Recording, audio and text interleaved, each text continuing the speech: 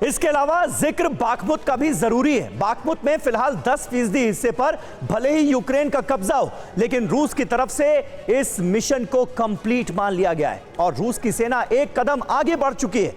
अब रूस का अगला टारगेट बाखमुत से 90 किलोमीटर दूर अवदीवका शहर है। अवदीवका के लोग घर छोड़कर भाग रहे हैं। यूक्रेन की सेना ने यहां पर मोर्चा संभाला हुआ है। हमले ठीक बाखमुत की तरह ही हो रहे हैं। जाहिर है अंजाम भी वैसा ही होगा।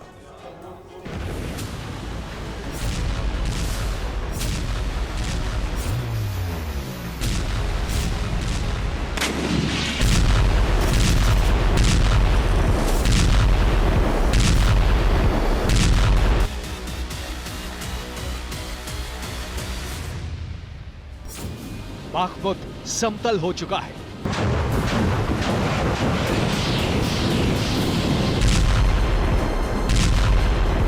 हर तरफ मलबे का ढेर है। आलीशान इमारतों का कुछ हिस्सा ही अब जमीन से जुड़ा है।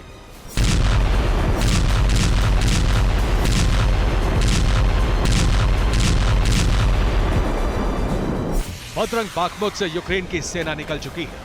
हर तरफ रूस के सैनिक तैनात हैं। जिस जगह को बचाने के लिए 8 महीने से अधिक समय तक यूक्रेन की सेना डटी रही, अब उसे बचा पाने की तमाम उम्मीदें खत्म हो गई हैं।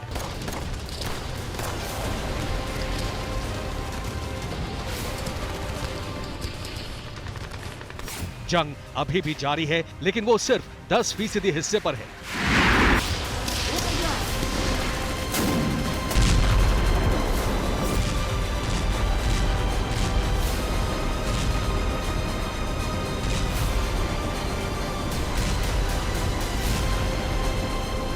बाखमुत में बारूदी कोहराम का दायरा भले ही सिमट गया है, लेकिन ना तो रूस की सेना ने चैन की सांस ली है और ना ही यूक्रेन की फौज को सुकून है।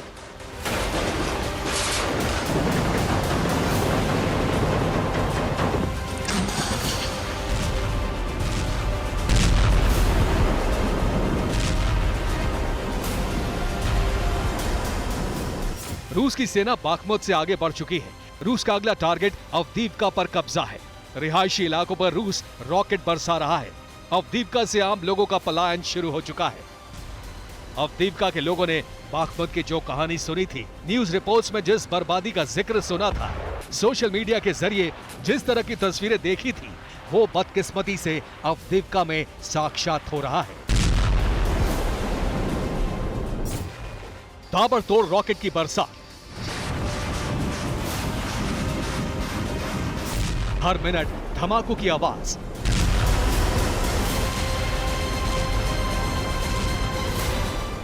खंडहर बन चुकी बड़ी बड़ी इमारतें,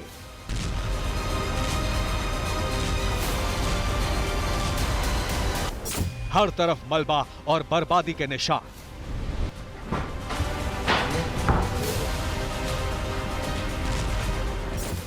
देखकर तो यही लगता है कि यह बाखमुत का वीडियो है।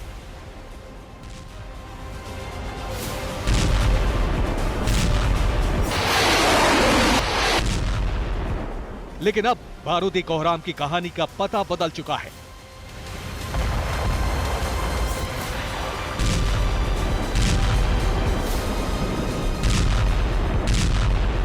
रशियन फोर्स बाखमुत से आगे बढ़ चुकी हैं और अब यूक्रेन के अवदीवका पर भीषण प्रहार हो रहा है।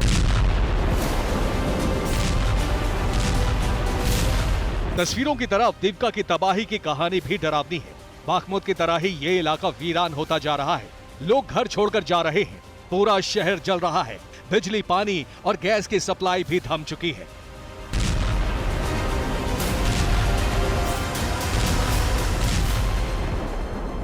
युद्ध से पहले अवदीवका की आबादी 32,000 थी। अब अवदीवका में सिर्फ 1800 लोग ही बचे हैं। यूक्रेन की सेना ने 800 लोगों को शिविरों तक पहुंचाया है।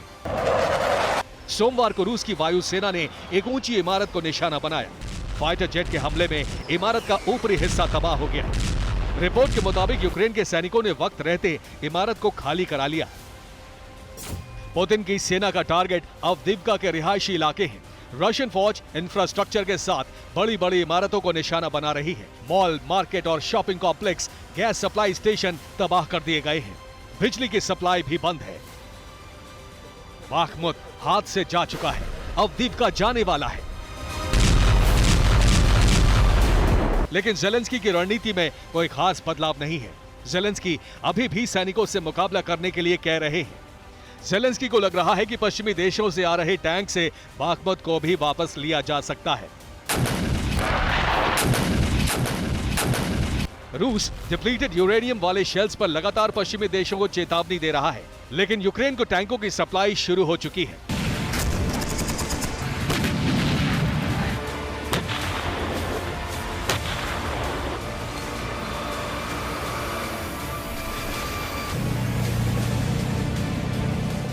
रूस में भी टैंकों से निपटने की तैयारी शुरू हो गई है।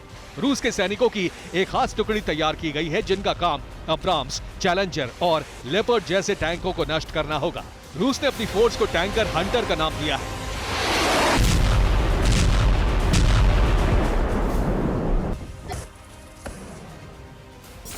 पश्चिमी टैंकों से निपटने के लिए टैंक हंटर का गठन। टैंक हंटर ग्रुप ने पश्चिमी टैंकों की पूरी जानकारी जुटाई। टैंकों की ताकत और कमजोरी पर रिसर्च की जा रही है।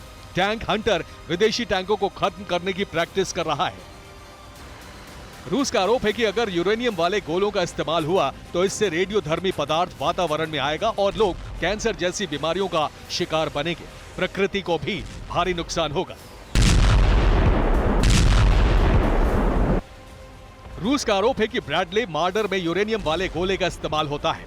लेपर्ड 2 भी ऐसे शेल्स का इस्तेमाल करता है ताकि दुश्मन की बख्तरबंद गाड़ियां और मजबूत से मजबूत कवच वाले टैंकों को नष्ट किया जा सके।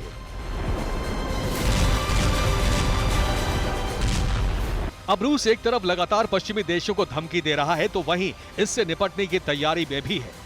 रूस ने अब टैंक हंटर फोर्स तैयार की है ताकि पहले ही पता चल सके कि रूस को किस तरह के हथियारों का इस्तेमाल करना है।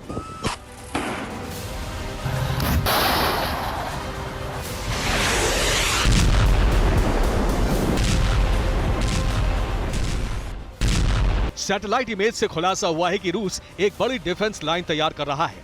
नीपर के पश्चिमी तट से बेलारूस बॉर्डर तक रूस ने टैंक और सेना की तैनाती कर दी है। माना जा रहा है कि ये सब लेपर्ड, चैलेंजर, ब्रैडले और AMX-10 जैसे विध्वंसक हथियारों के प्रहार का मुकाबला करने की तैयारी है।